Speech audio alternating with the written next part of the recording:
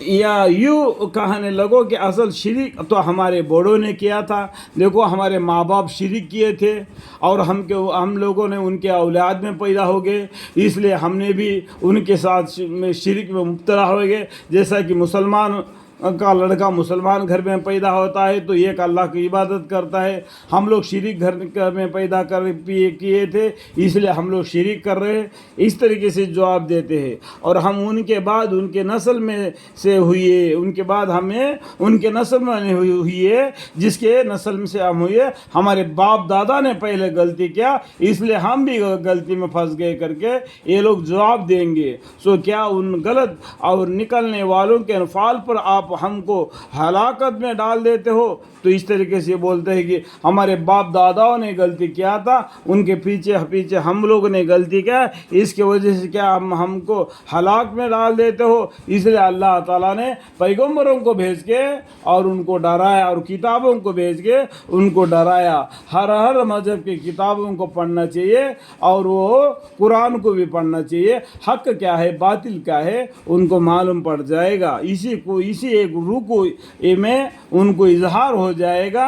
جو page number بھی دکھا رہا ہوں تو 209 نمبر پیج ہے، یہ پیج پڑھنے سے بھی ہر انسان کو یہ معلوم ہو جائے گا وہ غلط میں مبتلا ہے، شرک میں مبتلا ہے، ایک توحید کو ماننا چاہیے، ہلاک میں ڈالنے والے تھے۔ اور ہم اس طرح آیت کو صاف صاف بیان کرتے ہیں اور تاکہ وہ باز آ جائے، وَلَعَلَّكُمْ يَرْجِعُونَ۔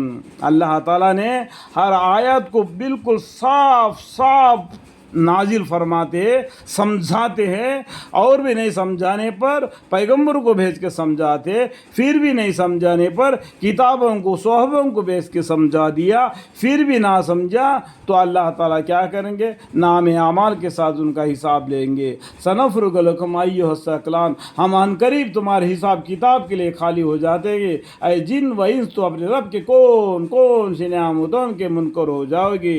اور ان لوگوں کو اس شخص کا حال پڑھ کر سنائیے کہ اس کو ہم نے اپنی آیاتیں دی۔ اللہ تعالیٰ یہاں پر ایک مثالیں دیتے ہیں، اس شخص کو، اس آدمی کے بارے میں بتا دیے، اللہ تعالیٰ نے اپنے طرف سے اللہ نے ان کو ہدایت دے دیا، اس کو ہم نے اپنی آیتیں دی، پھر وہ ان سے بالکل ہی نکل گیا، وہ آیتیں دینے کے باوجود بھی، اتنا علم آئے پیچھے بھی وہ بالکل ہی حد سے نکل گیا، پھر شیطان اس کے پیچھے لگ لیا۔ جب قرآن سے ہٹ گیا تو پھر شیطان اس کا پیچھے لگ لیا۔ شیطان تو برا ساتھی ہے، اس کو جہنم کی طرف لیا جاتا ہے، لگ لیا، سو گمراہ لوگوں میں داخل ہو گیا۔ جو شیطان پیچھے لگ گیا تو کیا ہو جاتا ہے؟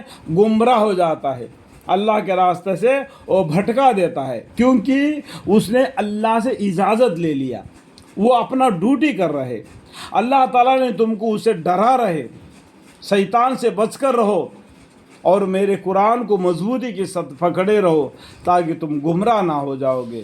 پھر بھی تم نے اس بات کو، اللہ کے بات کو نہیں مانا، شیطان کو بات کو مانا، اس لیے گمراہ میں داخل ہو گیا۔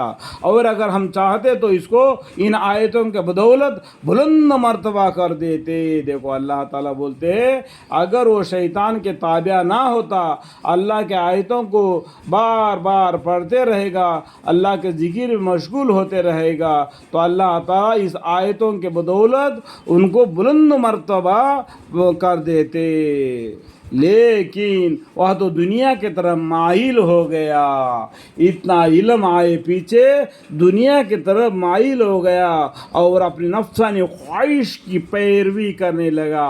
دیکھو ہر ایک کا جو نفس ہوتا ہے نا، غلط راستے پر ابھراتا ہے، یہ نفس کو قابو میں رکھنا،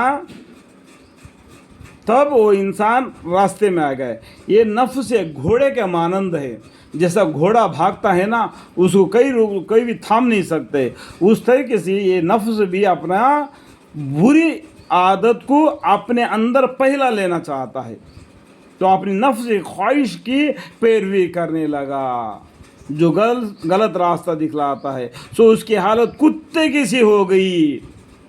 جو نفس کی پیروی کرتا ہے اللہ تعالیٰ اس کو کتے کی مثال دیتے ہیں. اس کی حالت کتے کی سی ہو گئی کہ اگر تو اس پر حملہ کر دے تب بھی ہم پہ، یا اس کو چھوڑ دے تب بھی ہم پہ. یعنی کتا ہمیشہ اپنا زبان باہر نکال کے ہانپتے رہتا ہے. اگر تم اس کو پتھر مارو بھاگے گا تب بھی ہانپے گا، اگر کھڑا رہ گیا تب بھی ہانپے گا، اگر اس پیٹ بھر کھا لیا پھر بھی ہانپے گا، اور بھوکا رہ گیا پھر بھی ہانپتے رہے گا.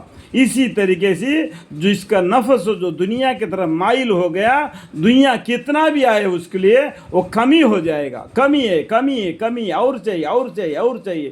کیا لے کے جائے گا جاتے وقت؟ خالی ہاتھ سے آیا اور خالی ہاتھ سے چلے جائے گا. اور وہ اس نفس کے پیچھے پڑ کے کتے کی سی حالت ہو گئی اس کی کہ اگر تم اس پر حملہ کرے تب بھی ہم پہ، یا اس کو چھوڑ دے تب بھی ہم پہ. یہی حالت عام طور پر ان لوگوں کے جنہوں نے ہمارے آیتوں کو جھٹلایا. یہی حالت ہوتی ہے جن لوگوں کی جنہوں نے اللہ کے آیتوں کو، ہماری کا مطلب کیا ہے؟ اللہ ہماری آیتوں کو جھٹلایا، اللہ کے آیتوں کو جھٹلایا. سو آپ اس حال کو بیان کر دیجئے، شاہد لوگ خود سوچے. اللہ تعالیٰ فرماتے ہیں پیغمبر صلی اللہ علیہ وسلم کو یہ مثال بیان فرما دیجئے تاکہ وہ سوچے.